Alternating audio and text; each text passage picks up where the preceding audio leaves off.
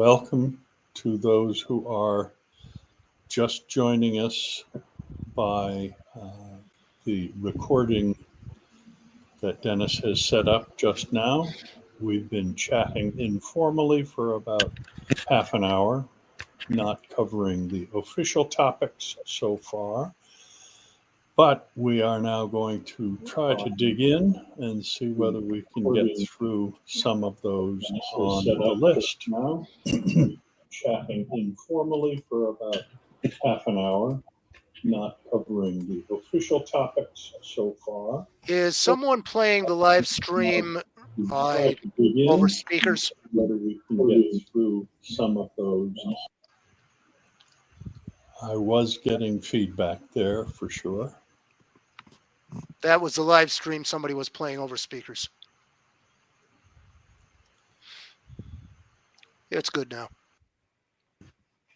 That was my fault. I shut down that. I was just checking it to see if it was running, and I clicked on the wrong tab.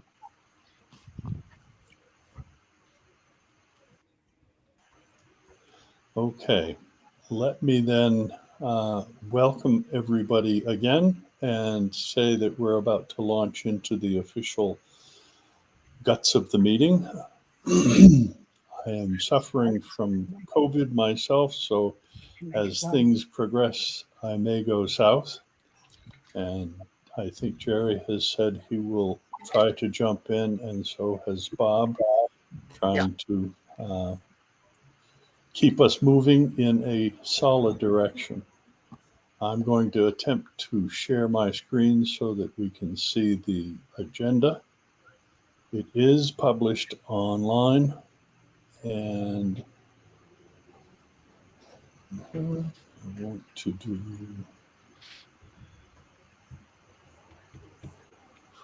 window. Here we go.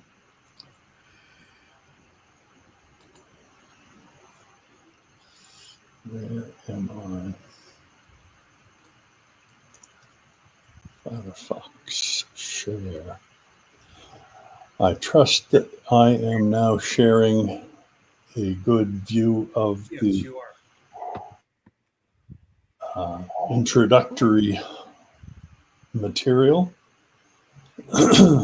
And I'll launch right in, see how far I can get.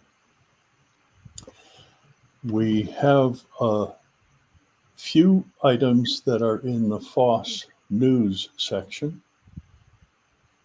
This first one is that the government of India is intending to switch wholesale to the use of Linux for their operating system rather than Windows, which I understand has been what was in place there. And yes, seems to me that this is one of the larger switches that has been done. I recall something about certain German areas trying to do the switch some time ago and may or may not have succeeded in staying with it, but this would be a major coup for the running of a desktop Linux beyond the 3% we're at right now. Yes, Algod, usage of Linux is much higher in India, partly because people aren't wealthy. And so they share with each other a lot of open source software and some that isn't. So this is one of the drivers behind India doing it. They will probably succeed better than Austria because it's not the government top down. It's the people bottom up. That is a good point to take, but you can also read this article and find that it is that the government is maybe making a reaction to that bottom-up approach, and that's nice to see. Yes, and of course China does it their own thing too. Mm-hmm.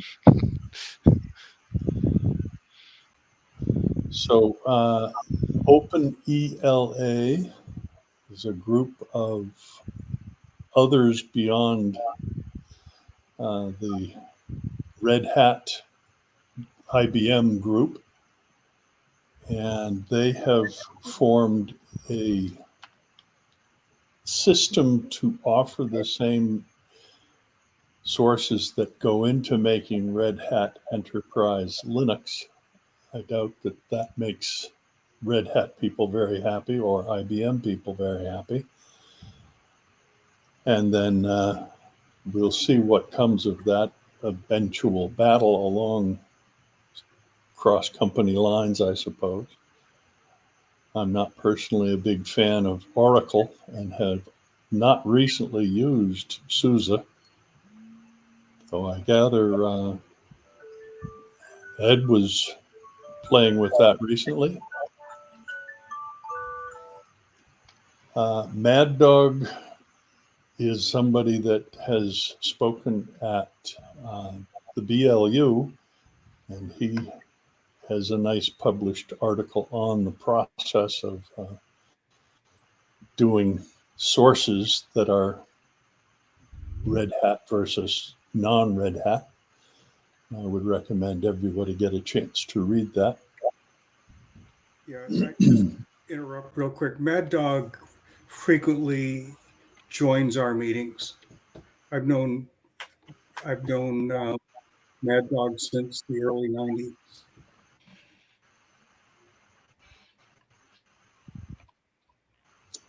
And he's a person with a lot of history in the Linux and Unix world, I believe. So people listen to what he has to say. And here's one instance where reading what he's written might be of value. Quickly on to FOSS history. The creator of the Vi text editor that was known to be improved Vi has left the scene.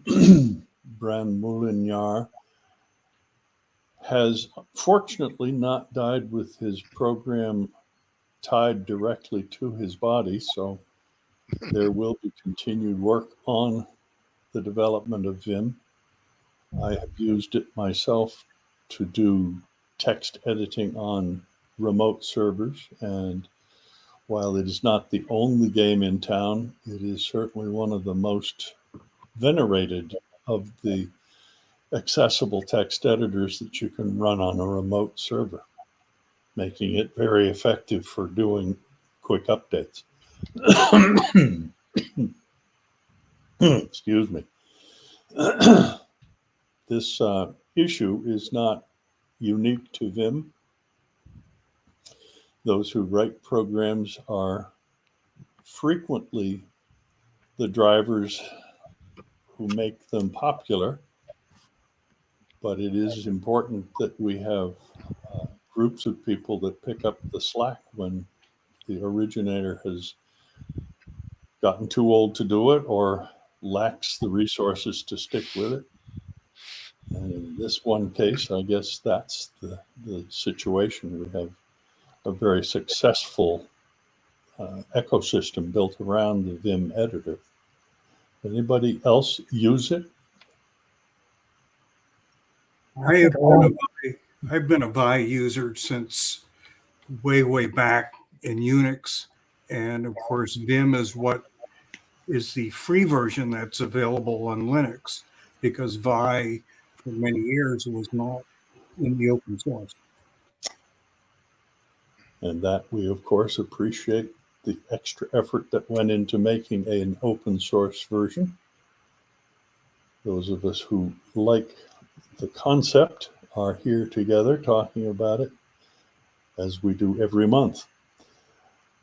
Okay, we have Rhino Linux listed for hot software, and Dick Miller says he's interested in giving us some information about that. Hi, am I at a good volume? Yes, you Yes. are. Good. Shall I unshare? Before I swing into that, I want to add to FOSS history one we've been chatting about before we started recording, and that is this Saturday is Free Software Day around the world. And we failed to get a room in Natick to do something, but I hope there's some other nearby ways to celebrate. In addition to that, they won't be stopping the day after. Sunday is the anniversary of the Linux kernel that all these Linuxes run upon. So just one thing after another for history. That's it, it's history. And now on to some new things. I'm not going to demo Rhino Linux today. If I reboot it, I'm going to have to set up a the link you're going to get to go with it is already obsolete, so I'll send a new one.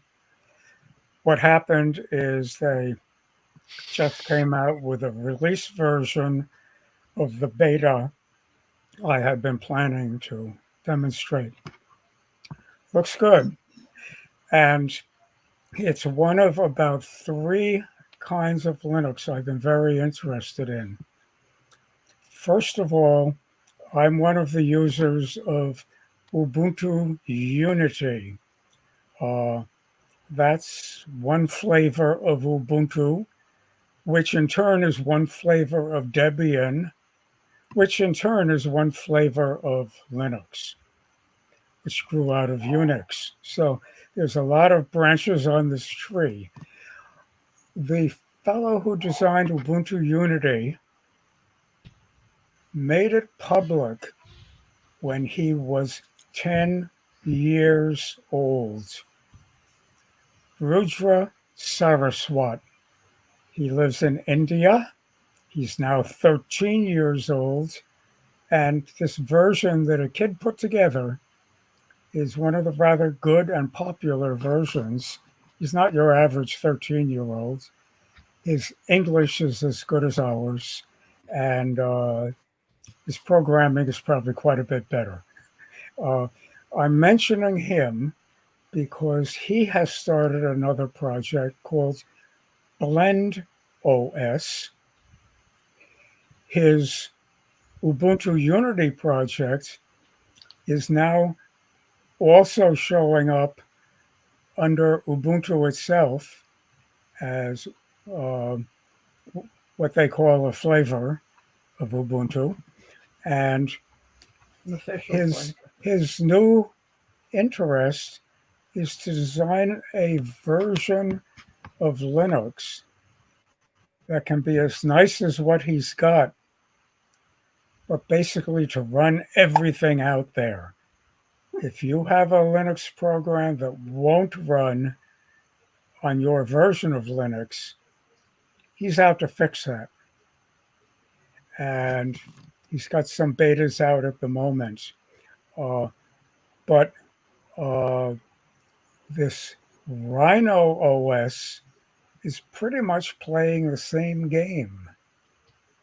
And that one is past the beta stage. So as of now, you can download it and give it a try. And my permanent change, and I'm also waiting to see what Blend OS comes out with in the release version. But you can get dailies of it, see how it's coming along. And I wanted to mention one more that's hot off the press, and that is, come on, I'll be right back looking at a different screen. FOSS, which, as you know, is spelled PHOSH.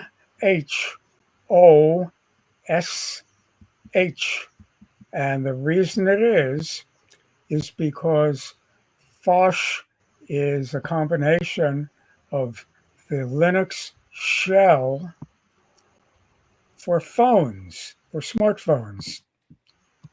A lot of us are pretty unhappy about having to stay with Apple or with worse, Google. We're hearing more and more about how they're tracking you after you ask for privacy. And I don't like it. So I'll be very happy when I can get a good Linux I'm comfy with on my smartphone. A lot of easier sharing too. So this one has just come out running smoothly in a release version on Arch Linux. Now it's been cooking for over a year and it's got a bunch of versions out there for different phones or for different Linux, but I think this is the most complete one to date from what I'm hearing. If anyone's got a spare phone to experiment with, it might be fun. So I'm looking at all of them as new, coming out now. And next month, we'll have more to say, I think, about Ubuntu Unity because its dailies are coming out for the one that releases about October 20th to 25th, a whole brand new 23.10 version of it. So I'm looking at a lot of those, trying not to get myself too crossed up between them. And they all look very interesting. Wouldn't it be nice to have one that can basically run all the stuff that other people are running in Linux? So that's it for now. You can go online. I'll send the up to date link, so that'll get posted by Algot, and you can read all about it or download it and give it a try. By the way, I also want to mention, got one right here. This little thumb drive looks small, but it's pretty big. It's They're about, not seeing it there because they're Oh. just seeing what he's sharing. oh, okay. It can wait. It's just a little thumb drive, but it's got a 128 gigabytes storage capacity, Real. reasonably fast, and most of it is reprogrammed. So it is a Ventoy drive, Ventoy. On it, I can just paste onto it any .iso file for any Linux. And once it's on there, on the Ventoy section of the drive, I don't have to do anything to prepare it. I just boot from this drive instead of the computer's internal one, and it gives me a menu. I've currently got maybe 15 versions of those different kinds of Linux on it. Plenty of room for more. They boot quite quickly. The writing to it is rather slow to get it into the Ventoy mode. But once it's there, you don't have to do anything except tap enter when you up and down arrow to the one you want. And it's up and running in memory. It's not touching your computer until you aim it at where you're keeping your data in your computer. Then it can use your data, or you can just use it online, try it out. And I use that to evaluate a lot before I install. When you're ready to install, it's just a little circle up in the upper left of the one you're running in RAM. It says install. And poof, it does. That doesn't take long. So all of the ones I'm mentioning, if you're looking at them, put them onto a Ventoy drive. We discussed that, I believe, earlier this year. So in one of our old items, that'll show up. I can look at that up and send it to Algot also. So there can be a link for that. A great tool for looking at all these other ones. That's it. If there's time, I have two wonderful deals up the street at stores a lot of you will have, even if you're not around Boston. And I can talk about them quickly. If you're programming, I think you'll be interested. Talk to you later. Dick, one question about Yeah. Ventoy. Have you Yeah. tried to have you tried to set it up with persistence so that you would actually be able to use it as an independent subunit? I've tried that maybe a year ago, but I don't use it that way. Okay. I do backups and I can get my data from there. And it's true, I could carry this little thumb drive and show you on your computer if I had my data on it too. I could give really good shows of that. But it's already got some sample stuff aboard on it. And I haven't done it yet.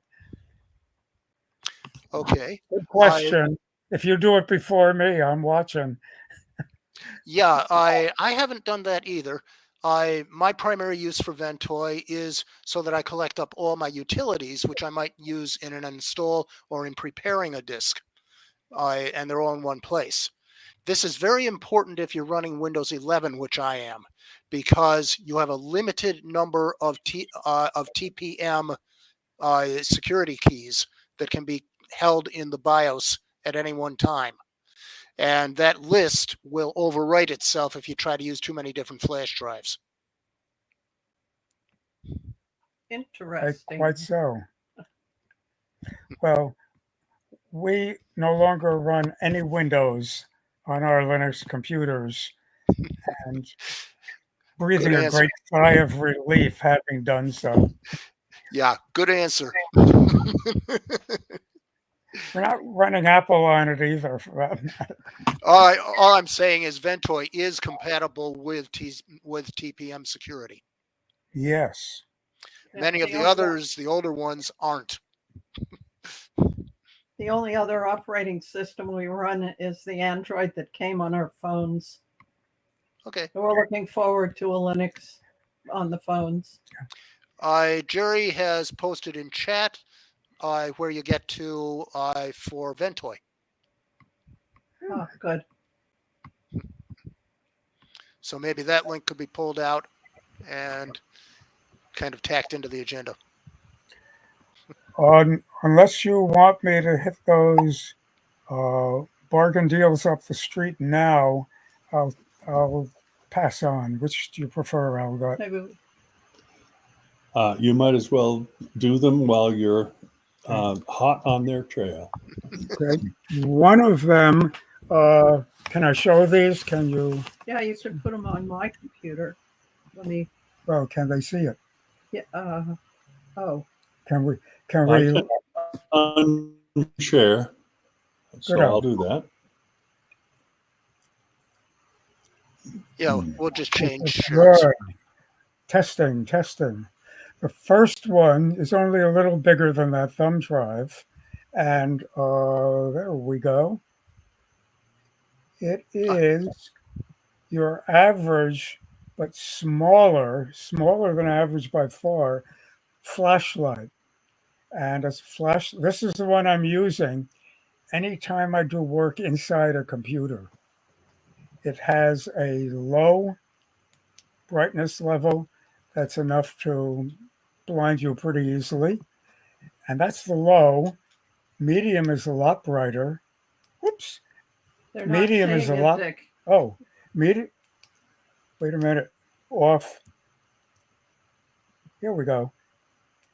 Low, medium, and high. And blaster. And it's really impressive.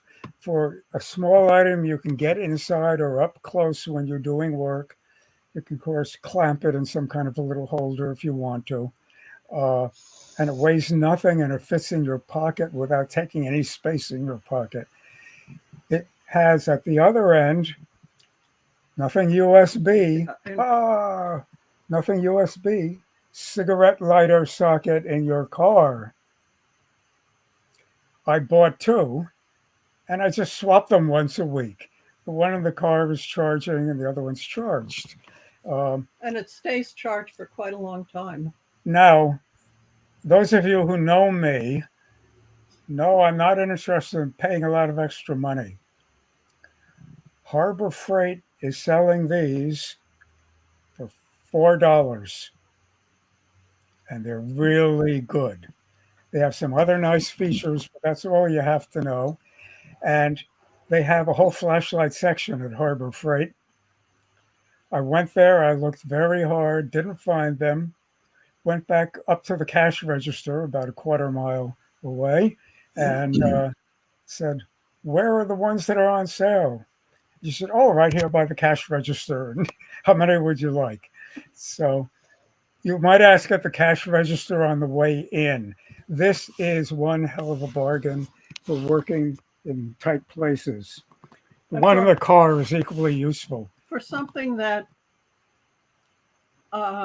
is very lightweight, it also feels very sturdy, kind of like some other cheapy little flashlights we've had in the past. And it's LED. You're not going to be replacing a flashlight bulb. And better than that, it's got a good rechargeable battery in it. Next case, and that's where it's a case. It's a computer case, a big one, and it's a backpack. And we've done a lot of backpacking. This is the slickest backpack I have ever seen. And my computer will fit in halfway down sideways going across. Doesn't even have to go up and down, sitting on its edge. So this is quite roomy. I wanted one smaller, and I wanted one because I want two hands free for walking. Occasionally I get tired or a little off balance, and I want to reach for that rail. And my regular shoulder strap case puts me off balance enough that I wanted to get back straight up and down. This one is 16 inches high. It's 12 inches wide. And the part I thought I didn't want, it opens up to 5 inches deep. That means if it's winter and you just came in with your parka, you can put your parka in the other section away from the computer, and you don't have to dangle it anywhere until you're leaving a few hours later. So I decided the extra space isn't a problem, and it could be an advantage. Pockets galore, zippers galore, damned if they didn't show in one of the world's tiniest 3-number combination locks for one of the zipper pairs, the main one. And it's got a whole separate section for the computer in the back where it's against your back. And the padding on it is phenomenal. It's got extra pads down the sides so that you'll get ventilation right on your back while your shoulders are being padded. It's got extra thick ventilation padding at the bottom where it counts. It's highly adjustable, and the cord you adjust the shoulder strap with even has a fancy pull to make it easy. The slickest thing of all that I found is the main zippers are double zippers. Literally, the one zipper fitting is sliding across 2 zippers at once. Extra safe, extra secure, apps last longer if you treat it right. And the build is beautiful. Haven't told you the price yet. I've seen things not as good for $30 to $50 and was almost ready to buy one. This one through eBay, shipping included and tax included, mass tax, came in just under $10. If it might be useful, get one. If you want to know what your things will fit, whether they'll fit or not, and you're around Boston, come over and try mine. Do you want to give them the? I will provide links for both of those, so you can look at them ahead of time or place an order. We were just astonished with what we got, and if we hadn't seen rave reviews, I wouldn't have gambled on it. It's that good. That's it. I owe you some links, Elgot.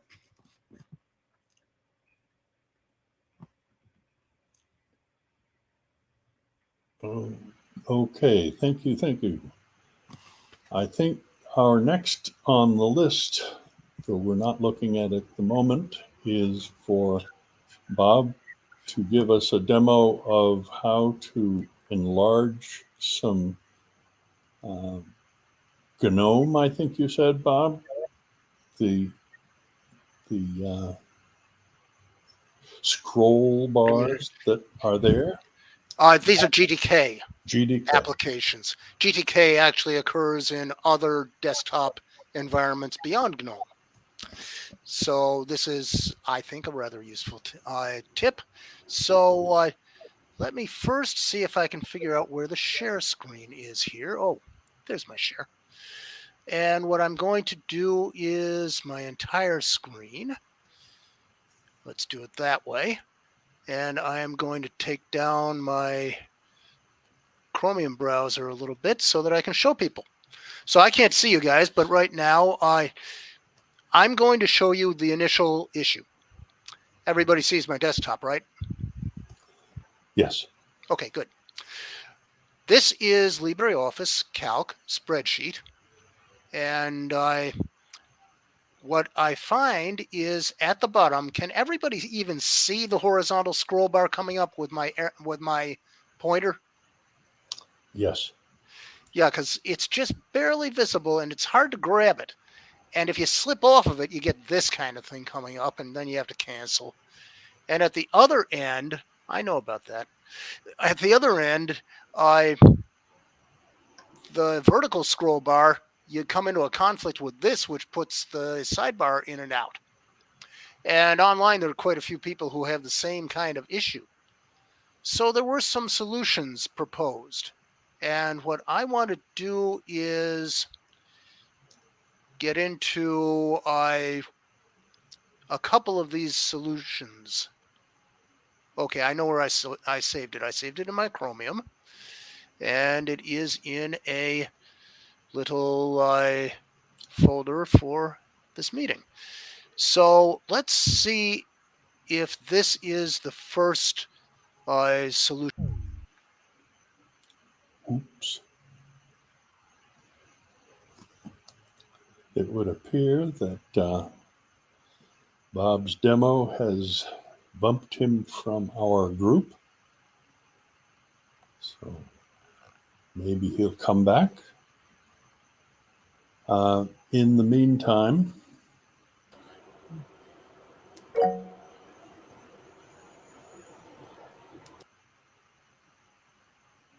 okay, maybe we can jump to something else.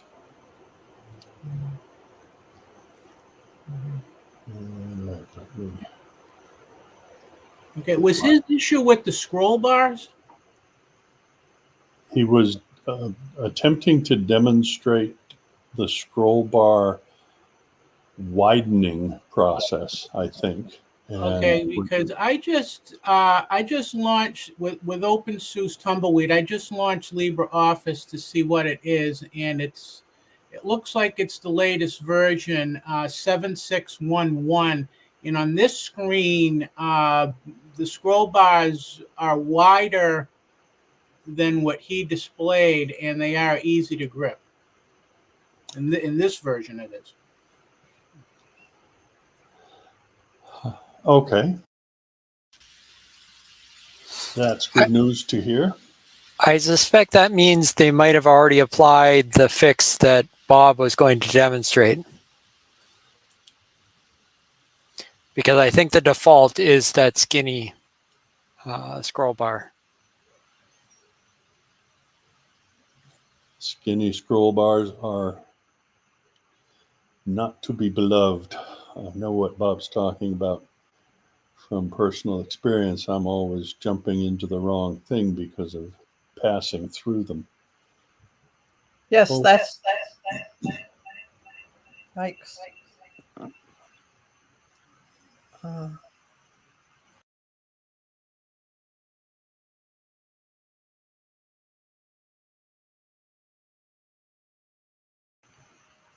Jumping a little bit out of sound here.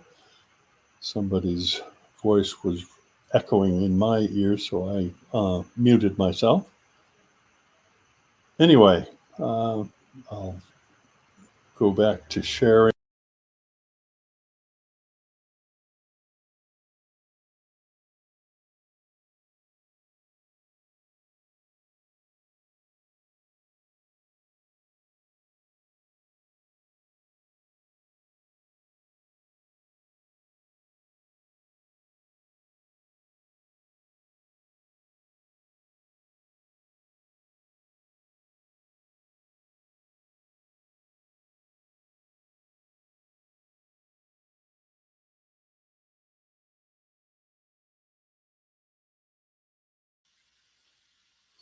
You're muted, Algot.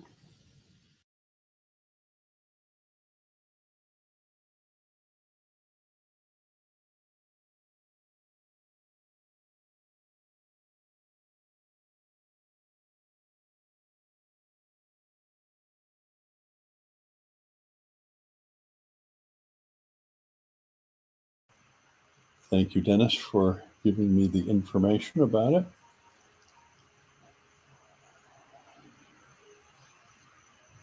This is struggle here, but we'll get there. Okay, the hot hardware that isn't something that Dick has talked about in our official agenda. It turns out that the wiring harnesses in cars are graduating from being a thumb-sized or larger tube of wrapped wires that are all very tiny, as we go towards having more and more communication within our car for all the sensors that are current, plus all the sensors that are on their way for doing autonomous cars, which we'll cover a little bit later in data on autonomous cars. Ethernet turns out to be a very elegant solution within the car, because just like doing Did I leave the meeting during my demo? Yes, yes, you you did. Oh, well, let me just summarize that it's a cascading style sheet that you create, and I showed where it goes in, and these references will also show that. So I just want to give a quick showing of what it looks like. That's the cascading style sheet. Am I sharing?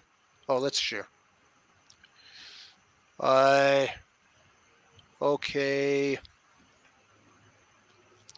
There. I just want to show what the cascading style sheet would look like that was used in these solutions. The references show everything about it, including two different ways. The other thing is whether or not to make it global, which would mean that any changes to the system would wipe out your changes, and also it would affect all users, or to do it on a per user basis. And if you do it on a per user basis, you are in your home directory and you go to one of the hidden directories, which is .config, GTK3, and I added this. It wasn't there before. And I showed in LibreOffice Calc how now the scroll bars are bigger and don't interfere with other features. So let me stop share. And there we are. I hope that got the gist of it. I think so. Thank you very much. We were on towards talking about Ethernet as an alternative method for using sensors in the modern cars. So let me once again share to a window. There we go. Ethernet is how most of us communicate wired within our houses for the local area network. And it turns out that a properly designed Ethernet system can be installed in your car with switches just the way they are used here at my house, so that the router is connected to a switch and the switch is connected to my laptop, and I can use wireless, but clearly wired is more efficient where it's possible to use it. Ethernet in your car is becoming a real thing because the number of wires that are being required are just huge. I mean, a wiring harness, if you lose one wire in it, you've lost that sensor, and it's very, very difficult to trace from one location to another. But with Ethernet, you can eliminate most of your wires and still get in contact with all of the elements that your car requires to communicate that the oil pressure is what it's supposed to be and that your gas gauge is accurate and all that, which means in the long run, you have a cheaper car as a result of using some technology that's been around a long, long time in computer world. And of course, your car is now almost entirely run by a computer anyway. So it's quite a neat thing to read this article and be impressed by how the engineers are accessing data that's in the car that would otherwise be a challenge to repair. Okay, hot internet. Are we in? Oh, God. Yes. Would you stay on that screen, please? Yes. Okay. Oh, shall I begin? Okay. I'm going to Do you ask. have your microphone on? I Yes. should. Yes. Okay. I've got, so I don't have to get the rest of the setup done today. Would you please click on the first of those three Wayback items? Off we go. I'll do the talking. This is a good article on how to use the Wayback Machine. Whoops, it's blinking like mad. Yeah, it's been blinking like that. That's strange. It's kind of flicking between it and your other screen. Well, anyway, everyone else can click on it too from the link. And it's an article about using the Wayback Machine, and it leads to a bunch of other articles and links along its right side. But up near the top, there's in the upper left, go to the Internet Archive. That is the Wayback Machine. So you give a click on that, Algot, to go to the Internet Archive. Something's bouncing around a lot on the internet connection. And this is the Wayback Machine. You can find articles on it from way back. And I did one experiment on it, which you could do now, Algot, and that's just type in there in the search bar, millermicro.com. For one example, I don't have to ask for permission.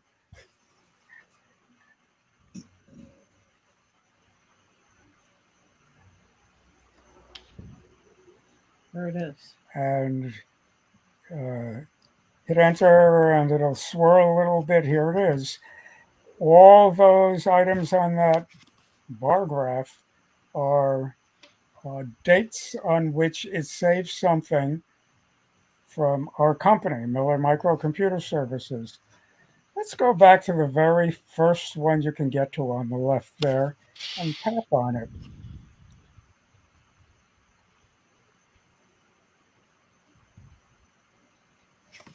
Should be up about now. Let's see. except for that connection, which looks kind of iffy. But,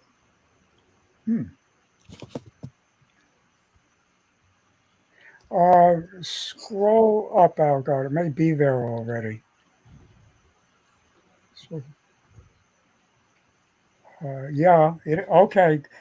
Go back down so the first calendar line is showing. I just say drag it back down. And Down here, the last one. That's the November. last one. You want to drag the image down. So you get back to that bar and the first line under it. Okay. On the first line, I'm looking for a marked date. I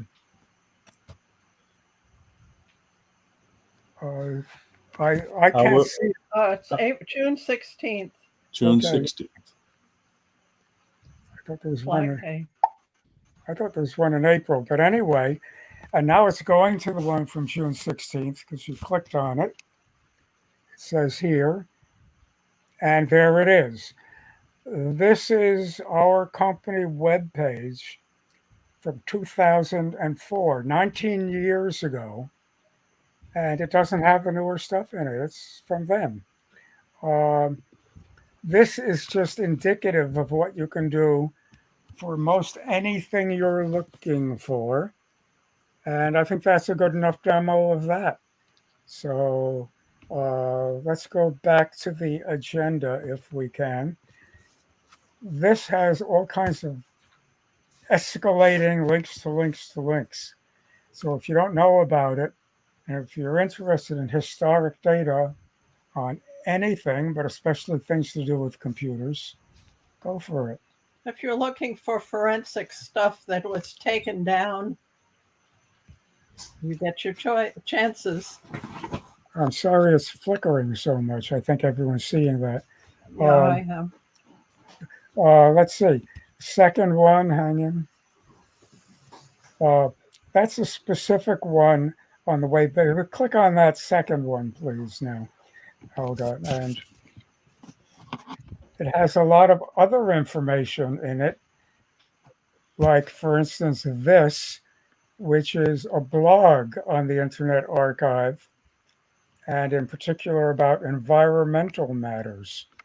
So as you poke around on it, you'll find it has a lot more than just other people's articles. It has some very nice things built upon them as well. And if you will, Al got the third one. These are all things that happen. They're factual, except for the ones that were fake back then. But in addition to those, you have a way forward machine. Whoa. Can that be 100% accurate? When it is, we're in big trouble. But it's very interesting. It's a case study, like the one we just showed you was looking at the environment. This one is to look at what the future will be.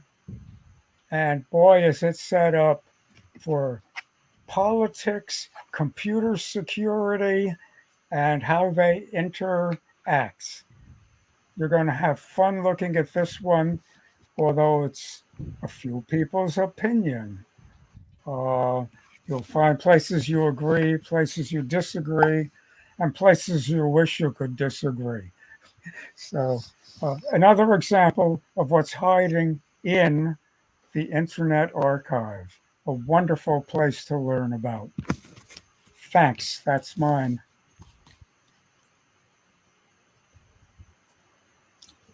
Okay, excellent. Thank you very much for that introduction.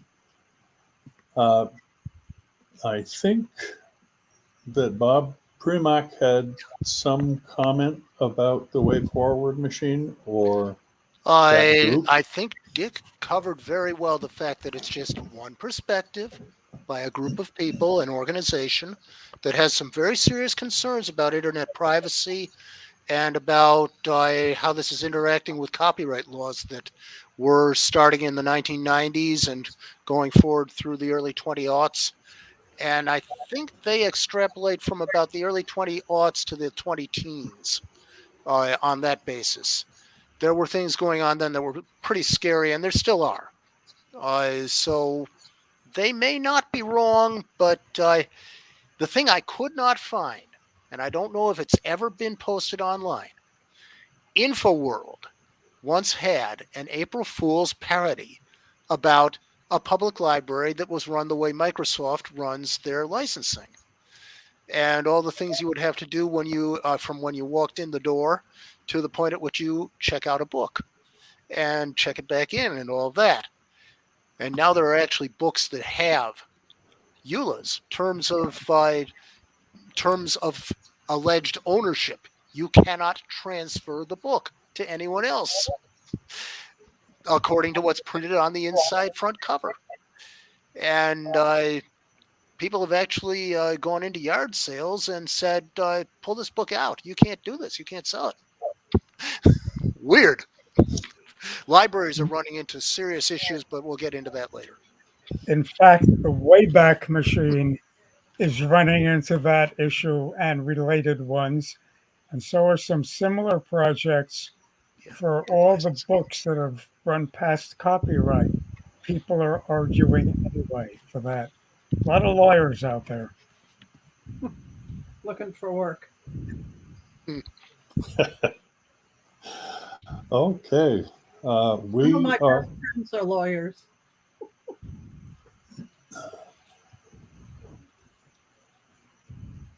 We don't tell lawyer jokes here, though, do we? We'll wait till Bill Rickard gets back for that. The Electronic Freedom Foundation is exploring not the transport method of Ethernet within these modern cars that we're using more and more autonomously. Take your hands off the wheel and let your children play in the back seat while you are almost able to turn around and look at them instead of the road.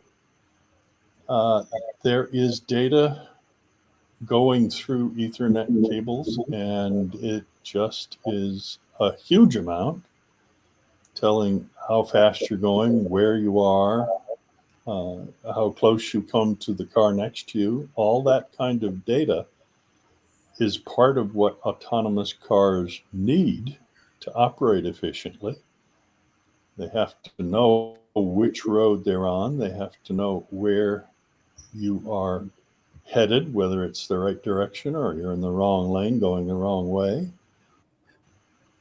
That data is in aggregate somebody else's data. It's not yours. You don't get to determine any of that. And I strongly recommend reading this article that is related to that issue, not because it has an answer, but because the people who are making laws need to be able to understand the mass issues that are involved.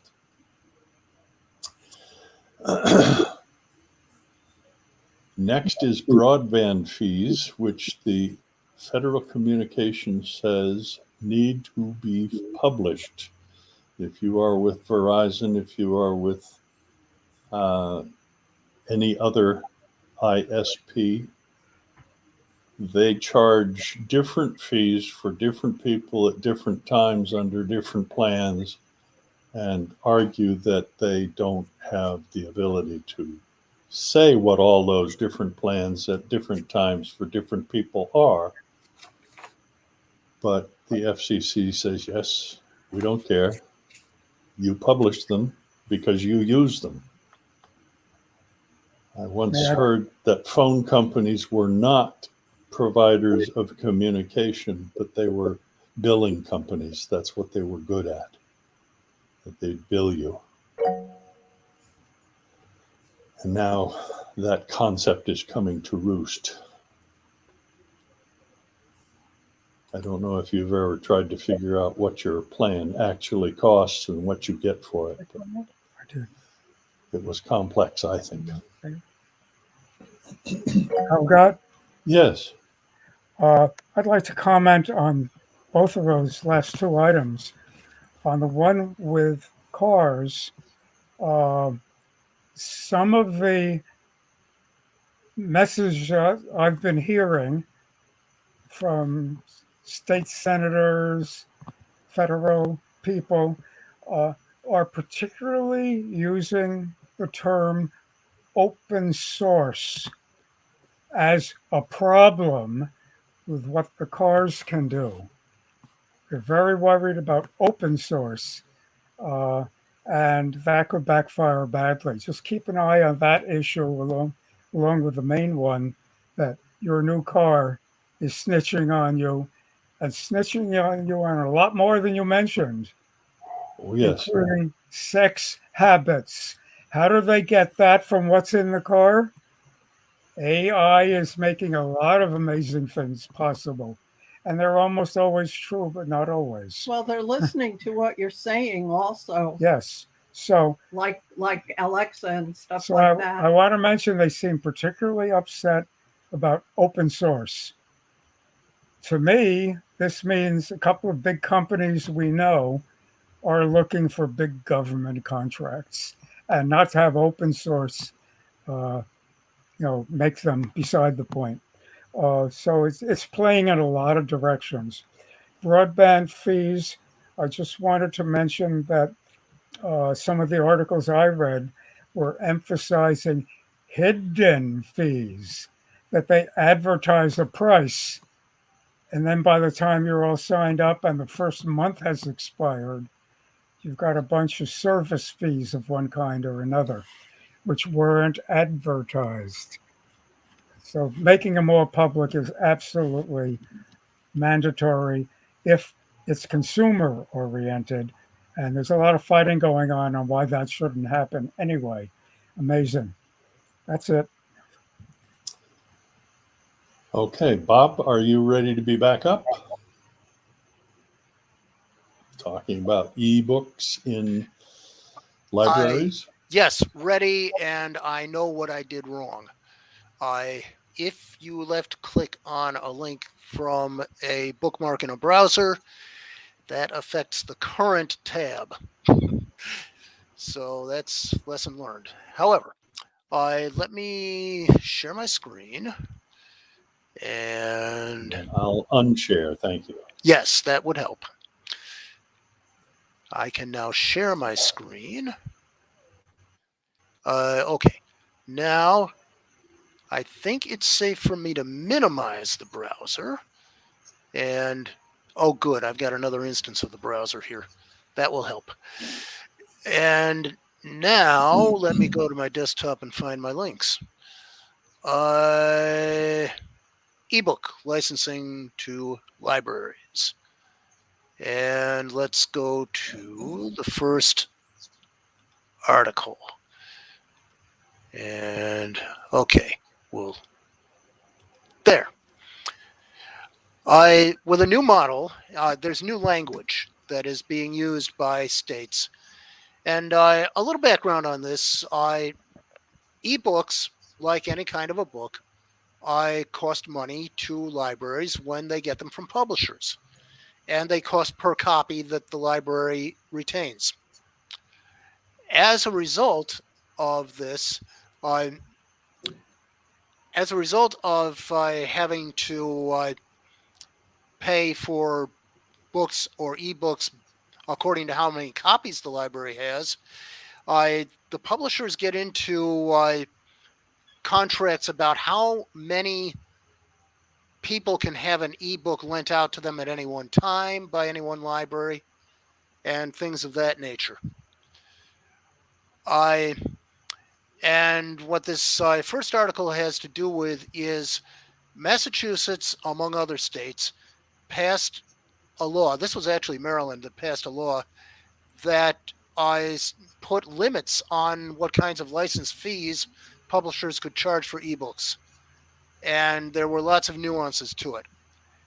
And of course, this limited how much money the publishers could make off of ebooks that were distributed to libraries. And I'm gonna let's see. I'm going to share another article in which the publishers had a response, and that one is going to be this link. And according to publishers, this is an organization that is sort of an umbrella organization among publishers. They're responding that the state mandates for digital book licenses to libraries are unconstitutional in that they preempt the federal copyright laws and certain other things in the Constitution, and that they undermine the free market. So that's what this other link is all about. What it basically comes down to is that the libraries are very much afraid. Let me get back. Oh, where am I? There. Okay, now I can see you guys. The problem that that has happened is that the libraries are objecting not only to the fees, but they also are objecting to the restrictions on how many copies they can distribute, because this is getting so expensive. Public libraries are afraid they're being priced out of existence. Their very existence may be threatened by this. This kind of parallels what happened with the Massachusetts right to repair law, where you can still use an independent car repair shop because code sharing was going to be mandated. The manufacturers would have to share code. Well, there was court action, but instead of entering into the court action and filing some kind of brief with the Department of Justice, the Biden administration had an official just simply send a letter to the manufacturers to ignore the Massachusetts law on right to repair. And there's some concern among libraries that the same thing could happen with these ebook cap laws, where the fees and the restrictions are regulated. I don't know whether it should be regulated state by state. Probably better federal regulation and an overhaul of federal copyright laws. Maybe a constitutional amendment might be a good thing, but with the current Congress, who knows? And that's the story there. And this time, I think I stayed in the meeting. I saw you the whole time. Congratulations, Bob. So I'm a real fan of both ebooks and of libraries, but it's clear that the library concept is in huge conflict with ebooks, because a publisher is representing authors in theory, but the publisher does not need to publish an author's works. The publisher, most contractually set arrangements between an author and a publishing company, say that the author has the rights to distribution of pretty much every facet of a book, whether it goes out in paperback or hardcover, trade publication, and or ebook, and or as a movie, and a first level author probably doesn't have that restriction, but the standard author who gets his first book published has very little control. They either sell the book to the publisher, and then the publisher gets to publish one copy or 10,000 copies or 1,000,000 copies at their discretion. There are people who write independently and don't go through publishers, but that's very difficult to do, relatively speaking, and you don't get the sense that this person is a real author unless they have a hard copy that somebody can pick up and say, this is Joe's book, it's real. But it strikes me as one of the weirdest situations that it costs effectively nothing to produce the original ebook after it's been put into editorial and proofreading and all that. You can publish an ebook for pennies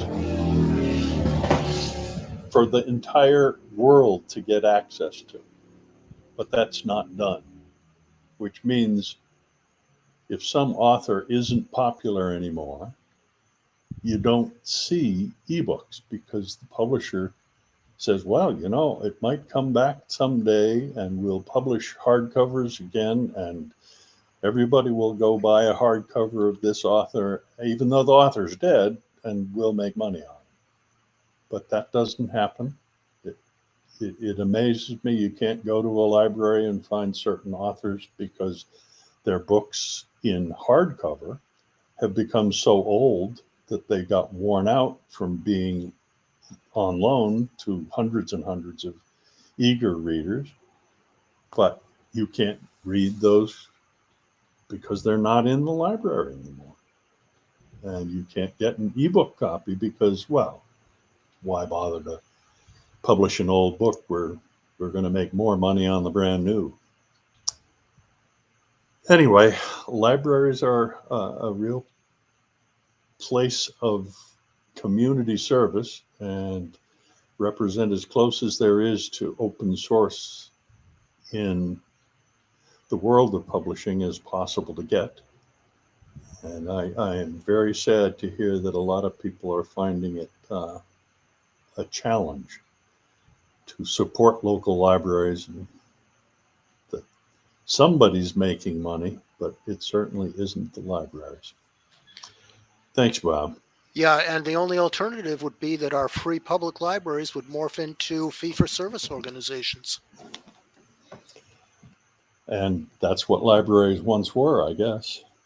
Before Some Franklin. still are. Some still are. Back in colonial times, there were private libraries as well as public. Yeah. That's why we have free public libraries, we have public libraries, we have Freemason libraries, and we have other kinds of libraries. There are corporate libraries and scientific libraries, which not everyone has access to. You have to be a member. That's right. Yeah. Or be willing to fork over $26,000 to become a member. Exactly. Oh, dear. All right. Let's see whether I can get back to the agenda sharing.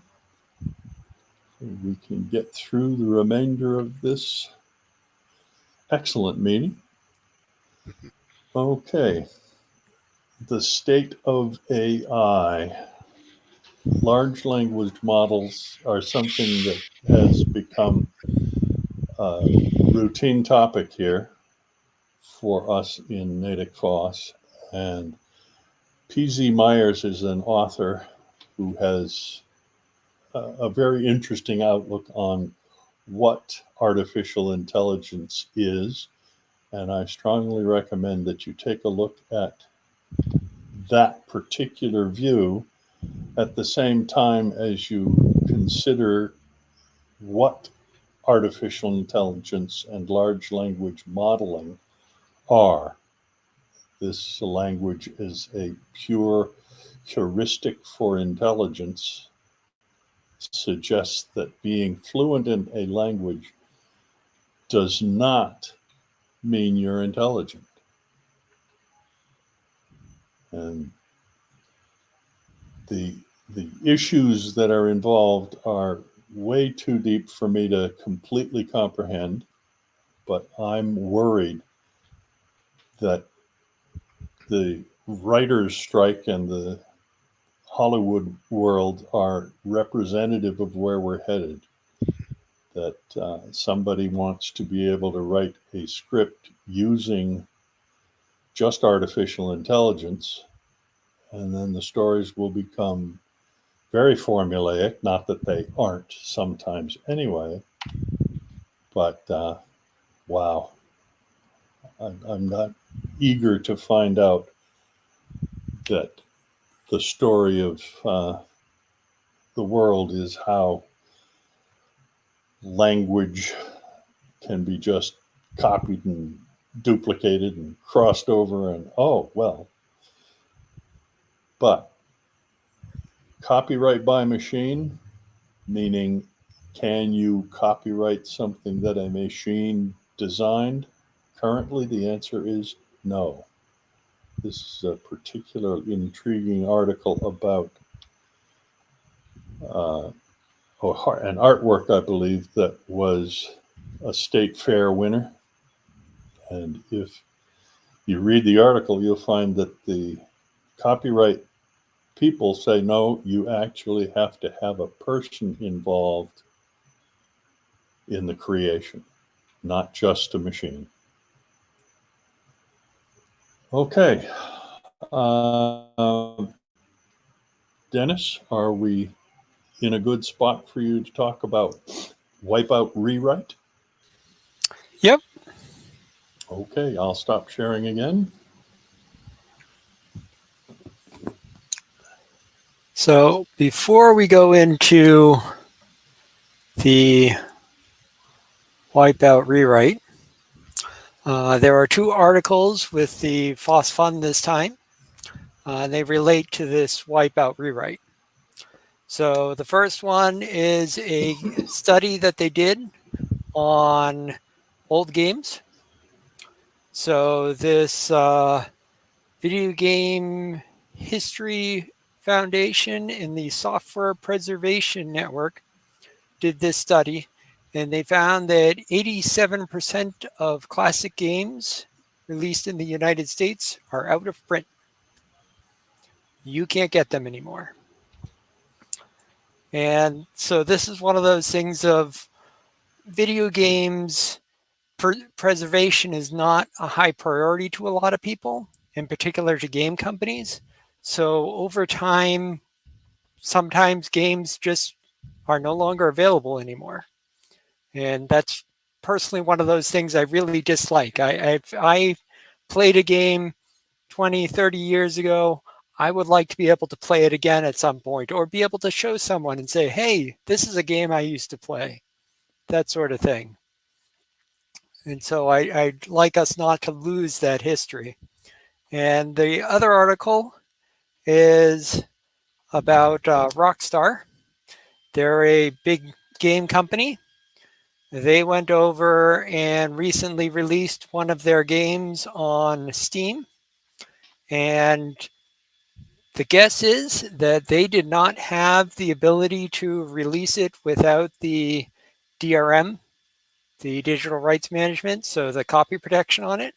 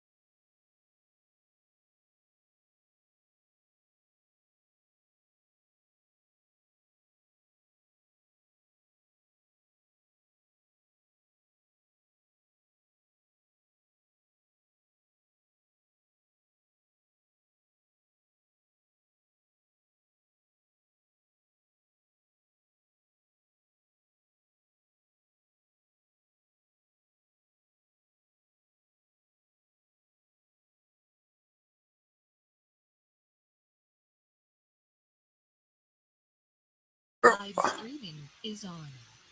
Okay, we are now streaming. Okay. I was about to say that I had turned on live streaming, but it just did nothing. So, um, so yeah, the second article was about Rockstar. They wanted to release one of their games on Steam, and the game had copy protection in it.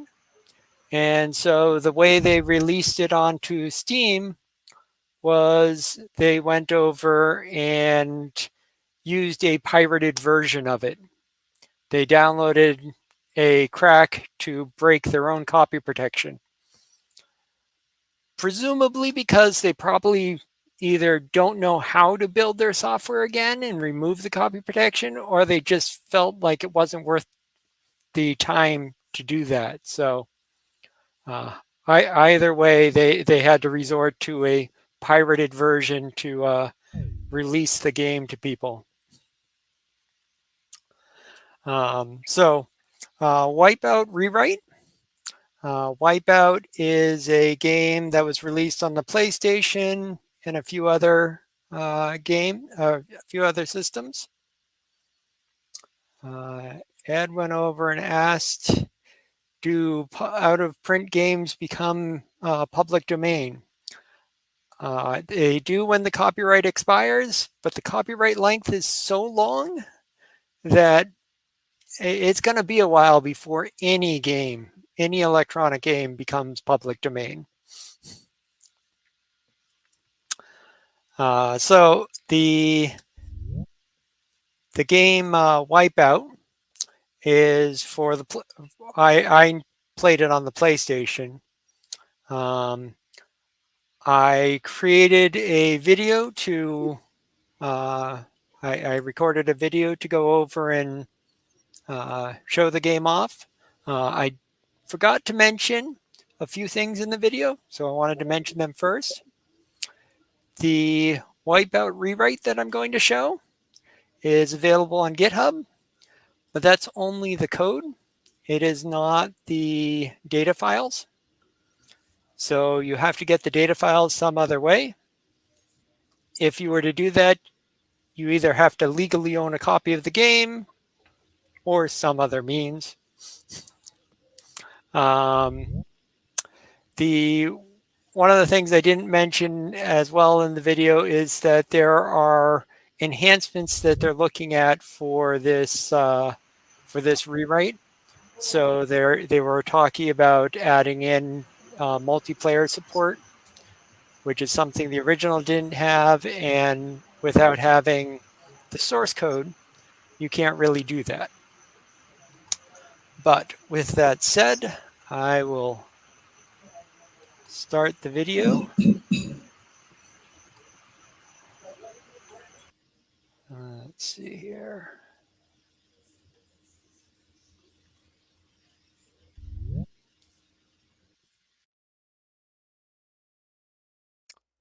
All right, so this is Wipeout. It was designed for the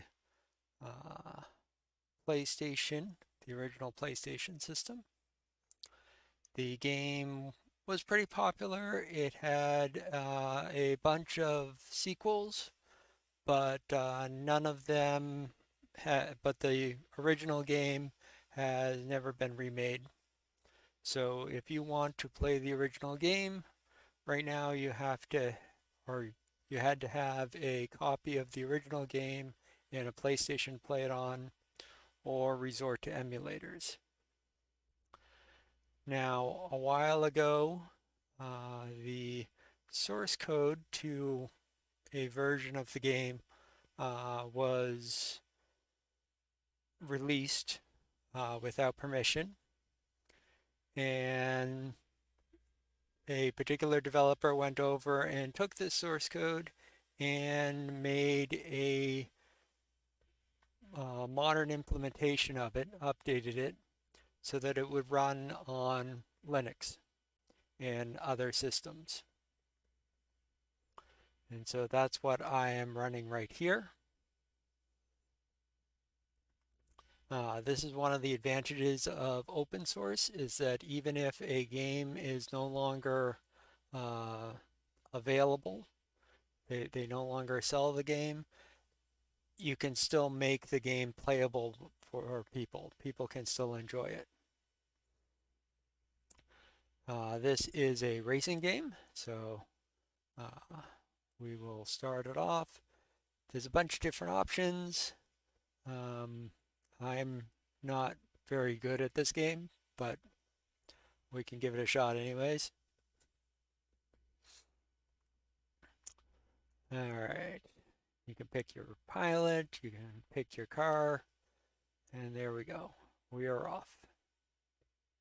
Now, by default, it is in this this point of view, but I did find there is an option to have a behind the car point of view. As I said, I'm not very good at this game, so there are weapons that you can get. I don't really know what they do at this point, but there are a bunch of them. That's a shield.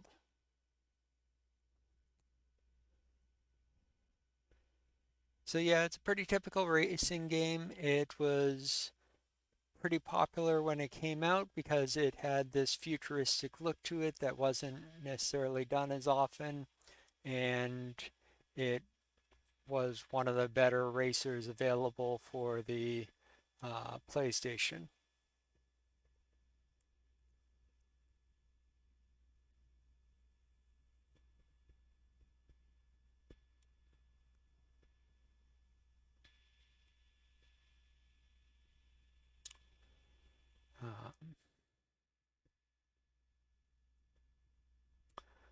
So the developer that put this version together has a little note in his GitHub repository telling Sony that he would really like to make an official release of Wipeout for the PC, and to just get in contact with him. I don't think that they will do that, but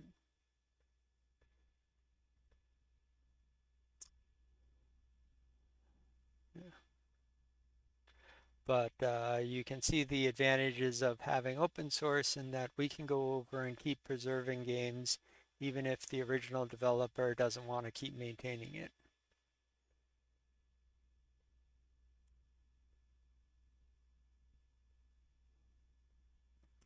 And so this is the game. And I am currently in 8th place. Oh, I moved up to 7th.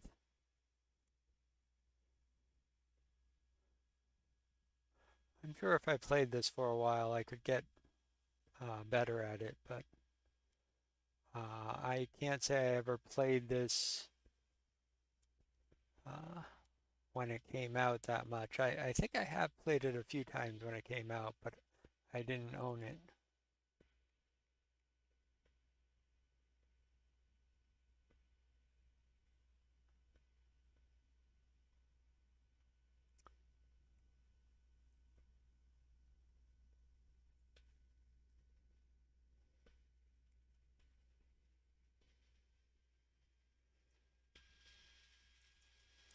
There is a nice soundtrack to the game with a lot of techno sounds, but I have turned it off so that you can actually hear me talking.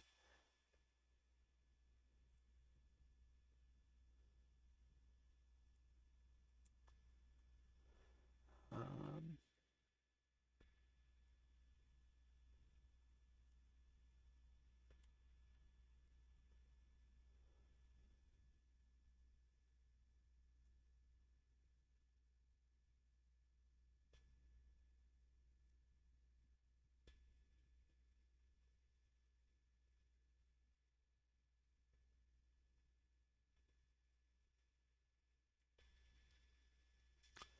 and so, yeah, I think that shows everything that you need to see about the game.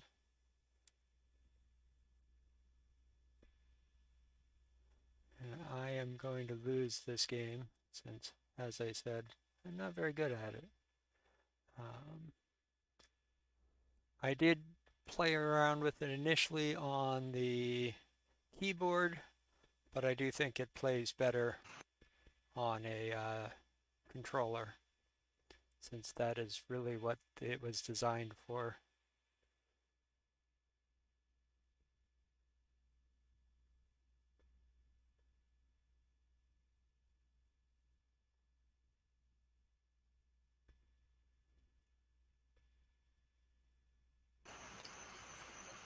And Okay, Dennis. I failed to qualify. And my character is very sad about it.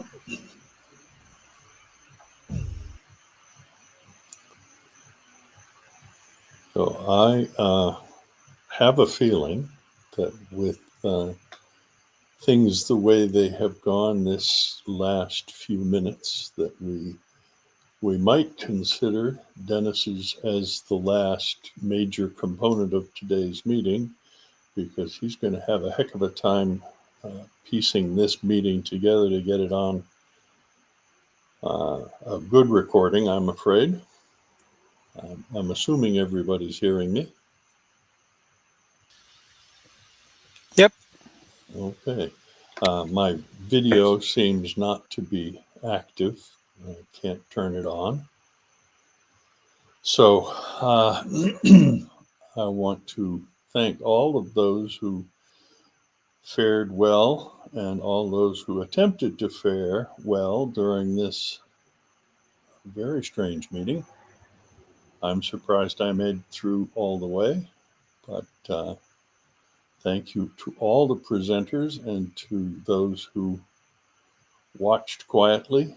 We apologize for the odd structure of the meeting.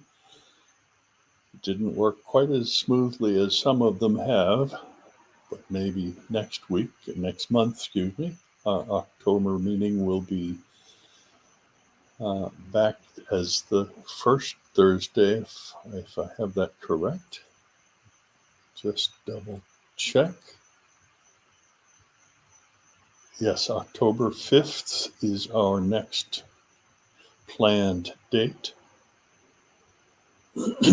So unless somebody has last minute comment to make and wants to offer up something to finish the meeting,